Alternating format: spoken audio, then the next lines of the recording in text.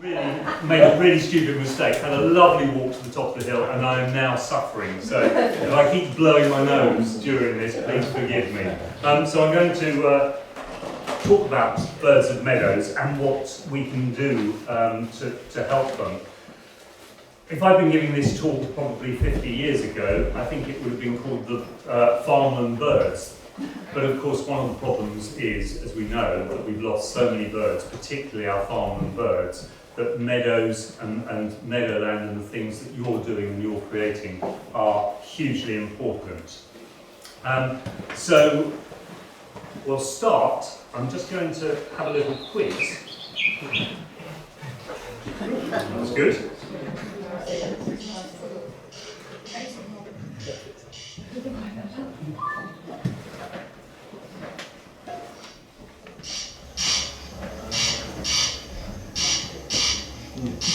Hands up who recognises this bird.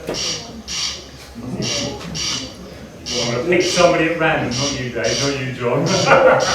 Mary, what's this bird? Well, I was going to say it's a female cuckoo, but I think it's a corncrake. It's a corncrake. Yeah.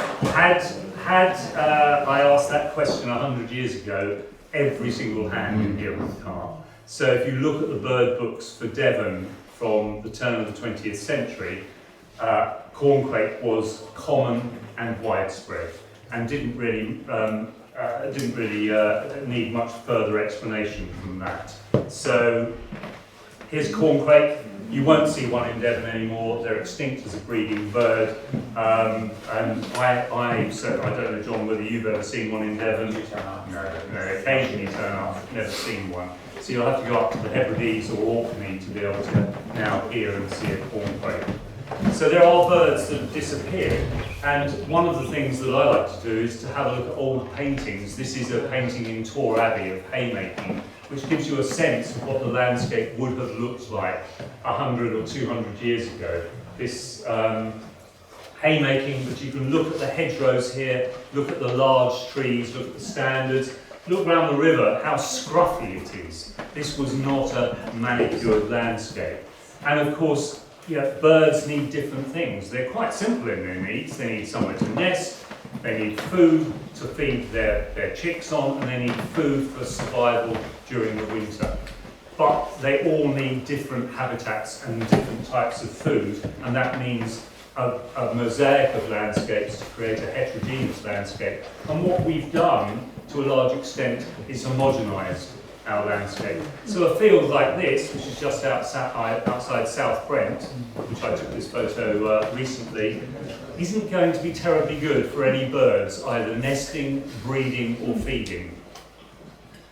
And if you look at an old Ordnance Survey map from the 19th century, you can see how diverse, how many hedgerows there were crisscrossing the fields. And this is exactly the same piece of land that I took from a flight a year ago, and there's about a third fewer hedgerows there. And if you look at the margins, there's very little. This is East Devon, but this is a farm within Dartmoor National Park on the edge of the moor, and exactly the same. The hedgerows are tightly trimmed. The silage is being cut, or has been cut already, on some of these fields, and there's very little habitat for any of the farmland birds. So it's not surprising that, as Hannah said, we've lost 40 million since 1966. State of Nature report, it came out in 2016, sums it up, that the biggest driver, and you won't be able to read any of this, but the biggest driver of biodiversity decline on the left is agriculture and intensification. So one of the things that we can all do is to try to connect the landscape and bring back some of that variety of habitats. And what I'd like to talk is about some of the birds and their needs, and the fact that meadows are not just the bit in the middle, but a lot of the things around the outside as well. Here's a bird also of meadows that we've lost, the curlew. There are either one or two breeding pairs in the whole of Devon now, and 30 years ago these would have been pretty widespread as farmland birds. And the same with the lapwing. There are only two sites now in Devon that have got breeding lapwing, one of them on the RSPB reserve at Exminster Marshes. So that's going to be the depressing news out of the way, and now we're going to have a look at some of the more positive things that we can do. Before then, I just want to show you a little bit about what I mean of creating diversity. So this isn't from Devon, this is up in Staffordshire. It's an RSPB reserve. It's a wonderful place full of meadows and woodland, combes and churnet. And this field on the right-hand side was a field that was acquired about 5 or 6 years ago. Pretty much a normal agricultural field, grazed, buttercups, not terribly diverse. And as you can see, there's a hard line between the woodland and the field itself. And you'll see this pretty much everywhere, these hard lines, fences stopping stock getting in. And this is the plan for what we're trying to create there, is letting the woodland out. So this edge is softened, it's called a soft ecotone, of allowing bramble and gorse and other things to creep into the field in places, but at the same time create a richness in terms of the botanical and floristic variety there. And what of course that then does is not just make space for birds, but for a lot of the things that birds feed on. The moths, the crickets, the beetles, as well as a diversity of seed as well. So this is very much, I would argue, what we should be looking where we can to create, not necessarily across the whole landscape. You're not going to be able to create it in every field, but where you can to create pockets of this. So this is very much what we think of as a species-rich hay meadow with its flowers, and another one here, a wet meadow. So there are lots of diverse types of meadow which are going to create habitat for different species. But here's an arable field, this one's in Wiltshire, where you can see the wide margin. There's actually pretty much a hay meadow along the edge of this field. And it's very rare, and the hedgerow has grown out, it's large, it's billowing, there's a lot of opportunity for nesting birds and then food throughout the breeding season along this marginal strip as well. So it is possible within the farm landscape to create these corridors of richness and diversity. And this is a bird which, again, this is a meadow pipit. I'm sitting on bracken, and somebody earlier said bracken isn't all bad, and I would agree with that, Phil. And it's not all bad for birds either. But meadow pipit is very much a bird which has decreased in numbers. You'll find lots on Dartmoor, but not in the meadows that it was named after because of many factors, but obviously we talked about this morning, earlier cutting and multiple cuts being taken from a lot of fields. The move from hay to silage has changed our landscape completely, reploughing of lays and replanting with ryegrass, all of which does not have the diversity of insects. And this bird has suffered along with it, the cuckoo being fed there by a meadow pipit. And cuckoos now as a breeding bird are pretty much only to be found on Dartmoor and Exmoor in the uplands. So you will hear them from time to time, but whether they're breeding now off the moor is unlikely.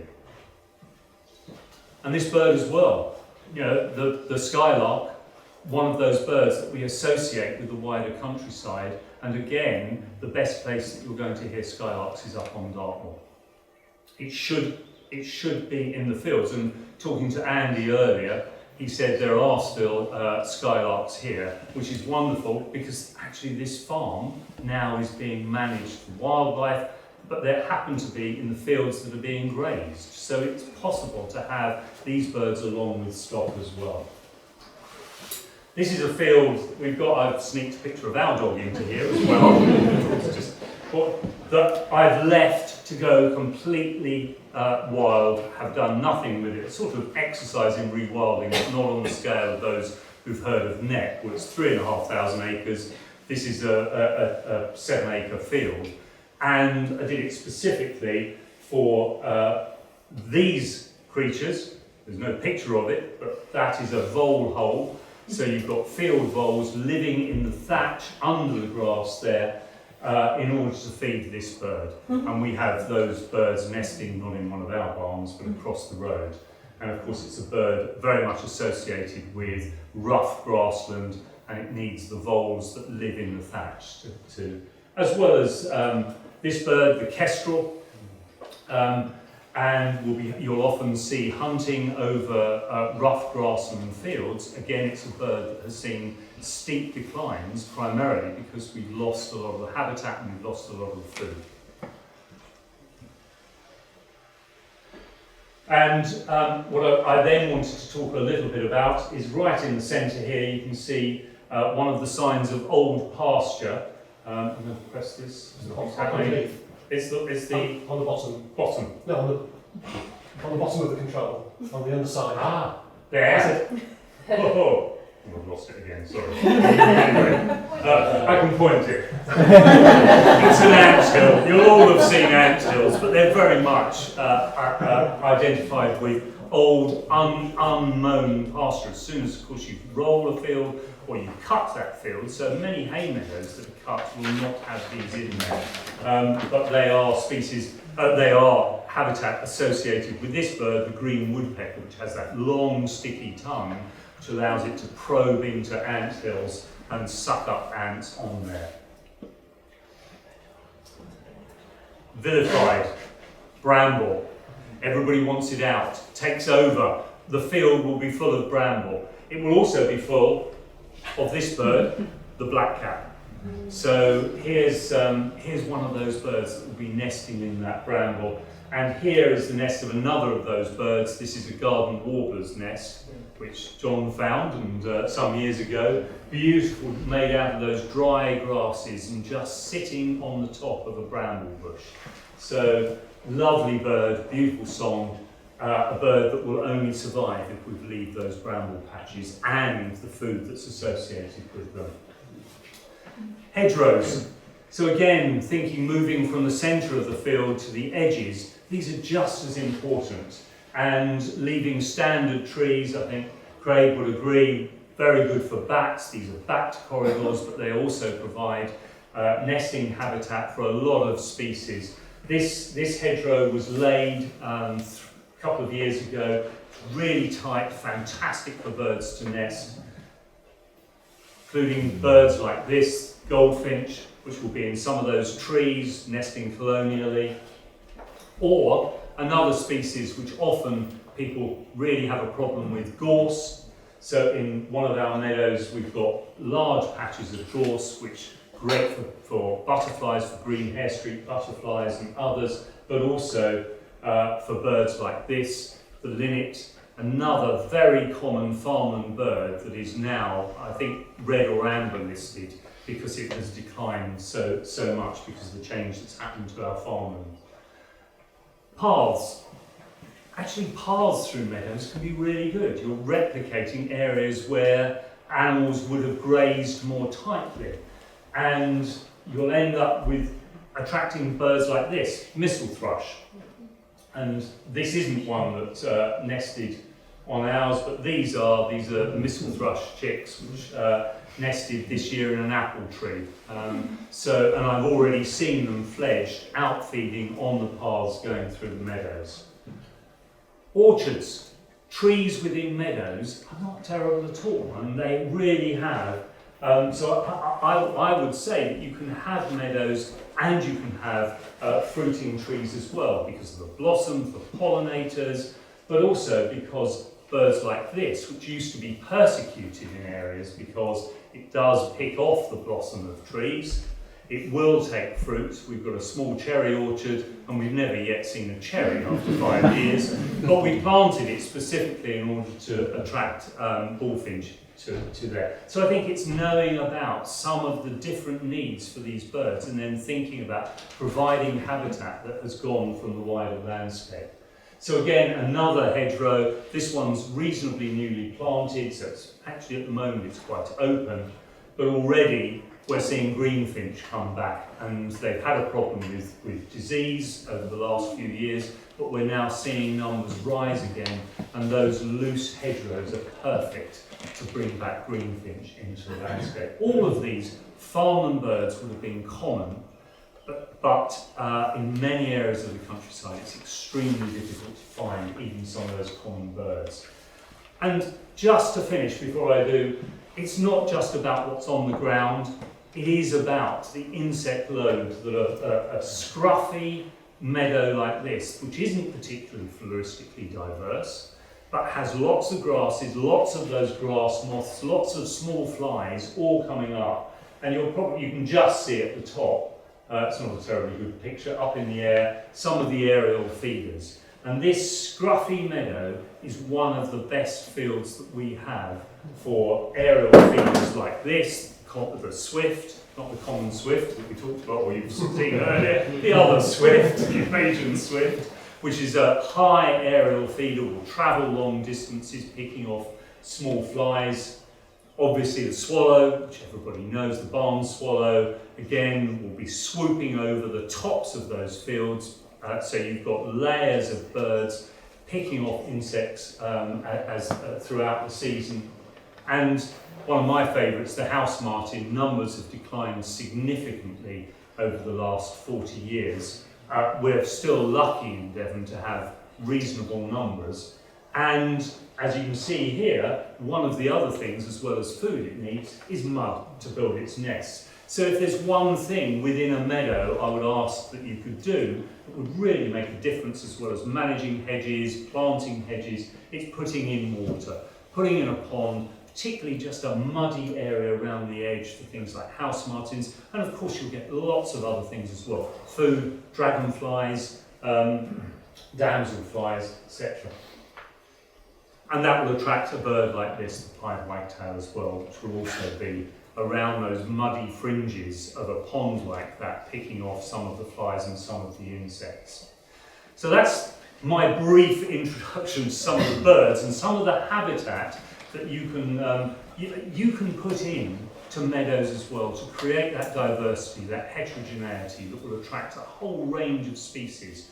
All of the birds you've seen, except those first ones, the corncrake, the lapwing and the curlew, we have on our bit of land on the southern edge of Dartmoor. I can't think of anything I've shown you that we haven't either had or seen. So it's quite possible, even in smaller areas of land, particularly joining them up, to be able to attract many of those species that were once common and are no longer. And I just want to finish with a couple of pictures of some fabulous meadows just along the coast. This is an RSPB reserve, Labrador Bay, if you haven't been to it. Wonderful meadows, but also wonderful for this bird, Devon's special bird, the searle bunting. And I'm now going to hand over, to Robbie, I've done something horrible. You're going to have to see the whole presentation again. I'm going to hand over to Catherine Lowry, who worked on the searle bunting, was a part of the searle bunting project for the RSPB, is now head of or running the facilitation fund for the Team to X. And I say running because Catherine's other claim to fame is she is the only woman, I think still the only woman, ever to have run the length of South America. That is the most astonishing thing.